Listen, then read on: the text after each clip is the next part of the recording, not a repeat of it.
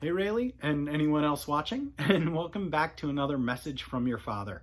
Continuing Genesis, today, 19 through 21, and we have some really interesting stuff. So we have the fate of Sodom and Gomorrah. We talked about that a little bit yesterday, not a ton, but we were looking at Hagar and Ishmael. We were looking at the covenant of circumcision, and then also we were looking at, what was it? The visitors, so the visitors that were visiting Abraham. So what we are looking at in addition to Sodom and Gomorrah is Abraham now and Abimelech, and then also the birth of Isaac. So again, all of that we're going to see in 19 through 21. So chapter 19. The two angels arrived at Sodom in the evening, and Lot was sitting in the gateway of the city. When he saw them, he got up to meet them and bowed down with his face to the ground. "My lords," he said, "please turn aside to your servant's house. You can wash your feet and spend the night and then go on your way early in the morning."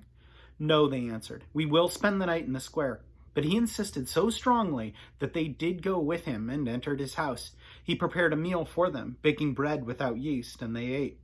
Before they had gone to bed, all the men from every part of the city of Sodom, both young and old, surrounded the house. They called to Lot, "Where are the men who came to you tonight? Bring them out to us so we can have sex with them." Lot went outside to meet them and shut the door behind him and said, "No, my friends, don't do this wicked thing. Look, I have 2 daughters who have never slept with a man. Let me bring them out to you, and you can do what you like with them, but don't do anything to these men, for they have come under the protection of my roof." "Get out of the way," they replied. And they said, "This fellow came here as an alien, and now he wants to play the judge. We'll treat you worse than them." And they kept bringing pressure on Lot and moved forward to break down the door. But the men inside reached out and pulled Lot back into the house and shut the door. Then they struck the men who were at the door of the house, young and old, with blindness, so that they could not find the door. These 2 men said to Lot, "Do you have anyone else here, sons-in-law, sons or daughters, or anyone else in the city who belongs to you? Get them out of here, because we are going to destroy this place. The outcry to the Lord against its people is so great that he has sent us to destroy it." So Lot went out and spoke to his sons-in-law, who were pledged to marry his daughters. He said, "Hurry and get out of this place, because the Lord is about to destroy the city." But his sons-in-law thought he was joking. With the coming of dawn, the angels urged Lot, saying, "Hurry, take your wife and your 2 daughters who are here, or you will be swept away when the city is punished." When he hesitated, the men grasped his hand and the hands of his wife and his 2 daughters and led them safely out of the city, for the Lord was merciful to them. As soon as they had brought them out, one of them said, "Flee for your lives. Don't look back and don't stop anywhere in the plain. Flee to the mountains, or you will be swept away." But Lot said to them, "No, my lords, please. Your servant has found favor in your eyes, and you have shown great kindness to me in sparing my life. But I can't flee to the mountains. This disaster will overtake me, and I'll die. Look, here is a town near enough to run to, and it is small. Let me flee to it. It is very small, isn't it? Then my life will be spared." He said to him, "Very well. I will grant you this request too. I will not overthrow the town you speak of, but flee there quickly, because I cannot do anything until you reach it." That is why the town was called Zoar. By the time Lot reached Zoar, the sun had risen over the land.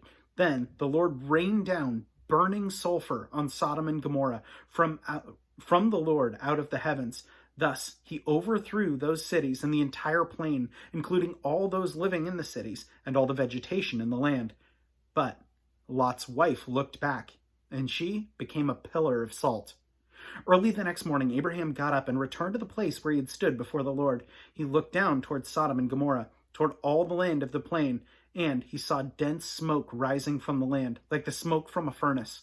So, when God destroyed the cities of the plain, he remembered Abraham, and he brought Lot out of the catastrophe that overthrew the cities where Lot had lived. Lot and his 2 daughters left Zoar and settled in the mountains, for he was afraid to stay in Zoar. He and his 2 daughters lived in a cave. One day, the older daughter said to the younger, "Our father is old, and there is no man around here to lie with us, as is the custom all over the earth. Let us get our father to drink wine, and then lie with him, and preserve our family line through our father." That night, they got their father to drink wine, and the older daughter went in and lay with him. He was not aware of it when she lay down or when she got up. The next day the older daughter said to the younger, "Last night I lay with my father. Let's get him to drink wine again tonight, and you go in and lie with him so we can preserve our family line through our father." So they got their father to drink wine that night also, and the younger daughter went in and lay with him. Again, he was not aware of it when she lay down or when she got up. So both of Lot's daughters became pregnant by their father. The older daughter had a son, and she named him Moab. He is the father of the Moabites of today. The younger daughter also had a son, and she named him Ben-Ami. He is the father of the Ammonites as today. Chapter 20.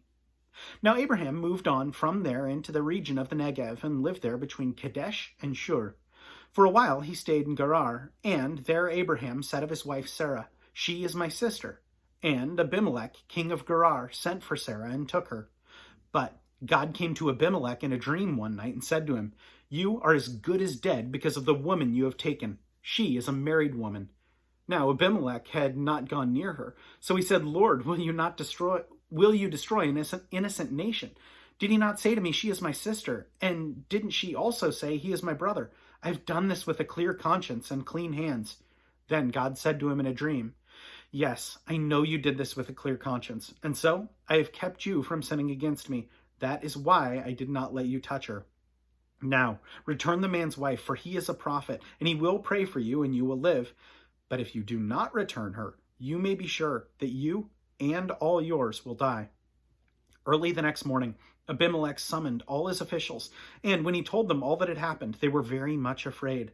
Then Abimelech called Abraham in and said, "What have you done to us? How have I wronged you that you have brought such great guilt upon me and my kingdom? You have done things to me that should not be done." And Abimelech asked Abraham, "What was your reason for doing this?" Abraham replied, "I said to myself, there is surely no fear of God in this place, and they will kill me because of my wife. Besides, she really is my sister, the daughter of my father, though not of my mother, and she became my wife. And when God had me wander from my father's household, I said to her, 'This is how you can show your love to me. Everywhere we go, say of me, he is my brother.' Then Abimelech brought sheep and cattle, male and female slaves, and gave them to Abraham, and he returned Sarah, his wife, to him. And Abimelech said, 'My land is before you. Live wherever you like.' To Sarah he said, 'I am giving your brother 1,000 shekels of silver. This is to cover the offense against you before all who are with you. You are completely vindicated.' Then Abraham prayed to God, and God healed Abimelech, his wife, and his slave girls, so that they could have children again. For the Lord had closed up every womb in Abimelech's household because of Abraham's wife, Sarah. In chapter 21. Now the Lord was gracious to Sarah as he had said, and the Lord did for Sarah what he had promised. Sarah became pregnant and bore a son to Abraham in his old age, at the very time God had promised him. Abraham gave the name Isaac to the son Sarah bore him. When his son Isaac was 8 days old, Isaac circumcised him, as God commanded him. Abraham was 100 years old when his son Isaac was born to him. Sarah said, "God has brought me laughter, and everyone who hears about this will laugh with me." And she added, "Who will have said to Adam that Sarah would nurse children? Yet I have borne him a son in his old age." The child grew and was weaned, and on the day Isaac was weaned, Abraham held a great feast. But Sarah saw that the son whom Hagar the Egyptian had borne to Abraham was mocking, and she said to Abraham, "Get rid of that slave woman and her son, for that slave woman's son will never share in the inheritance with my son Isaac." The matter distressed Abraham greatly, because it concerned his son. But God said to him, "Do not be distressed about the boy and your maidservant. Listen to whatever Sarah tells you, because it is through Isaac that your offspring will be reckoned. I will make the son of the maidservant into a nation also, because he is your offspring." Early the next morning, Abraham took some food and a skin of water and gave them to Hagar. He set them on her shoulders and then sent her off with the boy. She went on her way and wandered in the desert of Beersheba. When the water in the skin was gone, she put the boy under one of the bushes. Then she went off and sat down nearby, about a bowshot away, for she thought, "I cannot watch the boy die." And as she sat there nearby, she began to sob. God heard the boy crying, and the angel of God called to Hagar from heaven and said to her, "What is the matter, Hagar? Do not be afraid. God has heard the boy crying as he lies there. Lift the boy up and take him by the hand, for I will make him into a great nation. Then God opened her eyes, and she saw a well of water. So she went and filled the skin with water and gave the boy a drink. God was with the boy as he grew up. He lived in the desert and became an archer. While he was living in the desert of Paran, his mother got a wife for him from Egypt. At that time, Abimelech and Phicol, the commander of his forces, said to Abraham, God is with you in everything you do. Now swear to me, here, before God, that you will not deal falsely with me or my children or my descendants. Show to me and the country where you are now living as an alien the same kindness I have shown to you. Abraham said, I swear it. Then Abraham complained to Abimelech about a well of water that Abimelech's servants had seized. But Abimelech said, I do not know who has done this. You did not tell me, and I heard about it only today. So Abraham brought sheep and cattle and gave them to Abimelech, and the two men made a treaty. Abraham set apart 7 ewe lambs from the flock, and Abimelech asked Abraham, What is the meaning of these 7 ewe lambs you have set apart by themselves? He replied, Accept these 7 lambs from my hand as a witness that I dug this well. So the place was called Beersheba, because the 2 men swore an oath there. After the treaty had been made at Beersheba, Abimelech and Phicol, the commander of his forces, returned to the land of the Philistines. Abraham planted a tamarisk tree in Beersheba, and there he called upon the name of the Lord, the eternal God. And Abraham stayed there in the land of the Philistines for a long time. So I always think it's really interesting when I read specifically those chapters, and what catches me off guard every time, because it's often that I breeze through that because it's easy to read and it's easy to understand. So I often breeze through that. But I think it's one of those things that's really, really important. And the whole Bible is like this. But it's important to slow down and think critically about some of this stuff. I mean, we have King Abimelech. And I guess the question I would ask about this is, why would King Abimelech be interested at all in Sarah? Why would he be interested? Well, if you've been listening, you know the answer, right? Abraham says, let me call you my sister because you're beautiful and people will kill me if they know that I'm your husband. So they'll try and make her a widow and marry her. But why would they do that if she's a 90-year-old woman and haggard and old?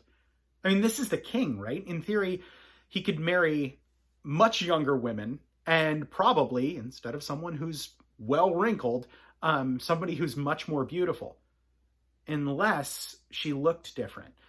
Now, we don't know that, right? But I think it's something that's worth noting is that, man, we already know that Methuselah lived almost 1,000 years. So does that mean that when he got, 90 years old, he was super wrinkly, and then for the next almost 900 years or 800 years, was still just as old and wrinkly or somehow even more wrinkly? Well, no, it looks like people aged differently at that time. And the reason I say all of this is really, as you're reading the Bible, slow down and think critically about this stuff. It's incredibly interesting. As you're going on, you'll see what are salvation issues and what are non-salvation issues. Salvation issues are the things we really want to focus on and spend time on. But that doesn't mean that we should ignore some of these other details, some of these other things that are really interesting. If you weren't to think critically about this, you could look at the story of Lot and his daughters and say, look at this. Lot threw his 2 daughters out to these evil, evil men, or he was going to, so that they would have their way with them. That's terrible. He's supposed to be a man of God. No, the Bible has terrible morals. Well, yeah, the Bible is full of men who did horrible things, and yet God still chose to have mercy and judgment. We talked about that as well. So anyway, I say all of that just to say, slow down and think critically as we're going through this. Anyway, know that I love you so much, and I'll be praying for you. And yeah, I will see you tomorrow. Love you.